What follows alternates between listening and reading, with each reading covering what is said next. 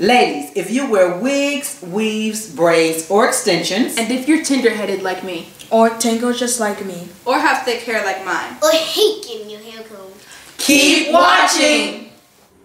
Hi guys, thanks for checking out another TM Hair Products video.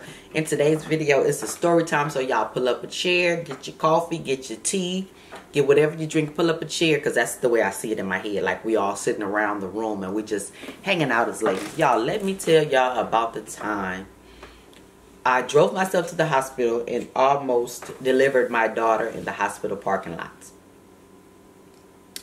Yes, ma'am. Okay, so I was pregnant with my daughter. Now, mind you, this is not the first time I had driven myself to the hospital. I've driven myself to the hospital. The only time my husband drove me to the hospital is when I had my first child. Wait a minute. I think it's my first two. No, I think it's my first child. He drove me to the hospital. And when I had my first child, I went to the hospital and I was having contractions, but I wasn't dilating. So they sent me home, right? So I was continuing to have contractions. And I told my husband, I said, let's go back to the hospital. This was about maybe 6 hours later. So I told my husband, let's go back to the hospital. So this was like late in the wee hours of the night, like 2 o'clock in the morning, something like that. So I woke him up. I said, I think we need to go back to the hospital. So of course he's tired because we had driven to the hospital. And, you know, you can't be no more tired than me because I haven't gotten any sleep. But he was like, are you sure you're ready to go? So after that time, I was like, you can stay at home. You can stay in the bed. I'll drive myself. So now this is my 4th child, right? My 3rd daughter, but my 4th child. So I hate laying in the bed. You know, when you go to the hospital and you have a baby, you laying in the bed until you deliver. Like, you can't get up and walk around. Once they hook you up to all of the monitors or whatever, for me, I couldn't get up and walk around. So I hated that. Like, I hated those monitors attached to my stomach because they would make me nauseous. And, you know, it was just a nightmare for me. So what I would try to do is I would try to stay home as long as I possibly can so I didn't have to be strapped down to all of those monitors, you know, for a very long time. So with this particular daughter, I started having contractions, right? Okay, I'm used to it. So I get up, take me a shower, make sure everything's situated. It's nighttime. So I didn't want to leave immediately because my hospital was about maybe 30 minutes away in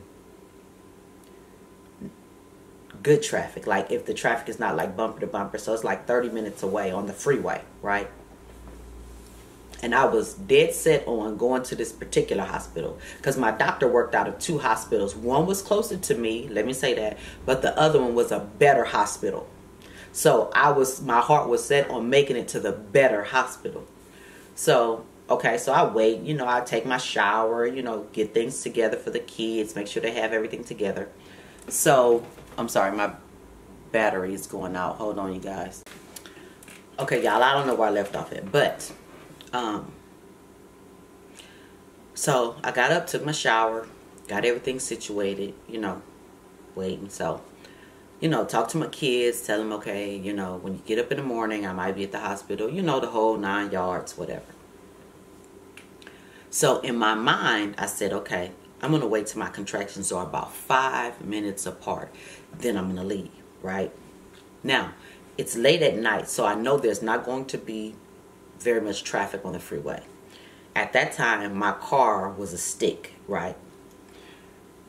So I go to my husband, I tell him, I said, okay, I'm going to go to the hospital, you know, after you drop the kids off at school, you can come out to the hospital. I'm going to go. He was like, you ready to go? And I was like, yeah.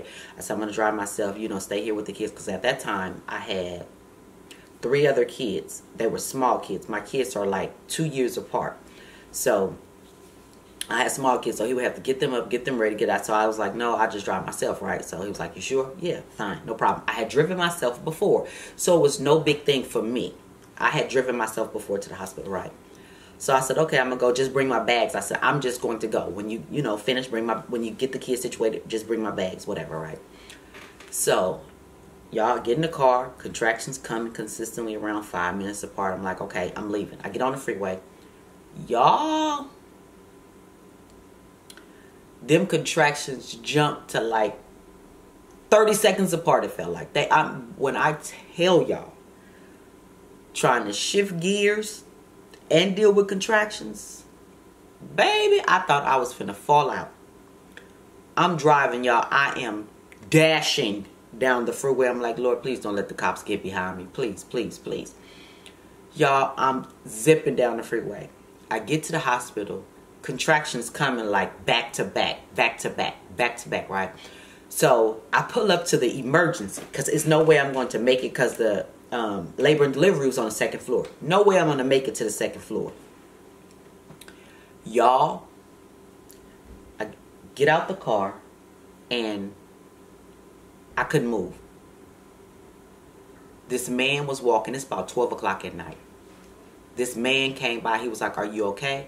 I was like, no. I said, I'm having my baby. He was like, oh my God. He ran and got the nurse. They wheeled me upstairs. Now, when you go to labor and delivery floor, they check you to see if you dilated enough to see if they're going to keep you or you're going to have to go home. So, when she checked me, I was 6 centimeters dilated. So I'm like, okay, cool, no problem. So from the time she checked me to the time they took me into the room was about, I don't know, maybe 5 or 10 minutes. I was ready to push. She dilated to 10 that fast. You guys, I dilated so fast to 10, I was like, because now my contractions are like, woo. And I'm like, I don't know how long I can keep this up. I might have to get an epidural or something. Y'all, why they tell me it's too late to get an epidural? Like you're too far along. What? Repeat that? Excuse me? The nurse said, well, you're too far along. So I get in the bed, they check me again, her head is right there. They tell me, whatever you do, do not push. They're trying to call a doctor, they're trying to get my IV in my arm. They're doing all of this stuff at one time. I'm like, somebody, please catch her. They're trying to get my feet in the stirrups. I'm like, somebody, please catch her because she is on her way out. And if you've ever had a baby, it feels like you have to use the bathroom. There's this intense, I'm sorry, I heard something. There's this intense pressure to use the bathroom. And you can't hold it. Well, that's what it felt like for me. So, I'm like, somebody catch her because she is on her way out. I can feel her. Y'all, they got that IV in my arm. That doctor slid in there. One push. She was out. I wasn't even gone from home an hour. From the time I left home, after I talked to my husband and told him I was going to the hospital and I'll call him when I get situated. Because he told me, he said, well, call me when you get to the hospital. I was like, okay, let me know you made it. Okay. Y'all, it wasn't even an hour. From the time I left to the time I delivered her. When I called my husband, he was like, you made it? I was like, yeah. He was like, what are you doing? I said, holding the baby. He was like, stop playing. I said, I'm holding the baby right now. She came that fast. He was like, no. I was like, yeah, she came that fast. So that was the time I almost had my baby in the parking lot. So, lesson, if you've had a child before, do not wait till your contractions are 5 minutes apart if you have a 30-minute drive to get to the hospital. Don't do that. I do not recommend that. But that was my fastest delivery ever. And that's the way I like to do it. I like to have fast deliveries. So, that's my story, you guys. I'll talk to you in the next videos. So, I'm going to end this chat time. Y'all go back to work. Finish fixing the kids' food. Doing your homework. We'll talk again. We'll do some more story times. We'll chat again some more. You know, I have 7 children. So, I have plenty of stories. So, I'll talk to you guys in the next video. Bye, guys.